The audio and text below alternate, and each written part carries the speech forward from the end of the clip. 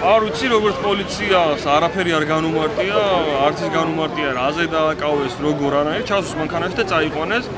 ეს სხვა თუ არაფერი არის ძალიან უხეში დარღვევა. ყველა ადამიანს თვითონ დააკავები უნდა განუმარტო თავისი უფლებები და ყველამ კარგად დაინახა ნათლად, კამერებითაც არის გადაღებული, თუ როგორ დაირღვა ეს უფლება მის დაკავების დროს. რაც შეეხება ფაქტს, პატარა ინციდენტი მოხდა, იქიდან ხედავ იყო პროვოცირება და რატო არ აკავებენ იმ პიროვნებას, რომელსაც გასაკვირია. ანუ ამ ადამიანმა ვის დააკავეს, შეაგინა იქეთა მხრის მომენტი. მე გავიგონე და არის გადაღებული ეს და ანუ შეგინება პირისთვის შეგინება იჯება თუ არა, ანუ უნდა დააკავოთ თუ არა ამისთვის პირი.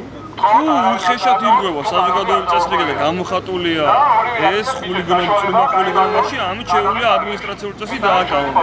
რაც შეეხება თვითონ რაზე დააკავოს, როგორ ეს უნდა განუმარტო, მათ ესენი არ ან პროცესუალური ნორმები დაირღვა.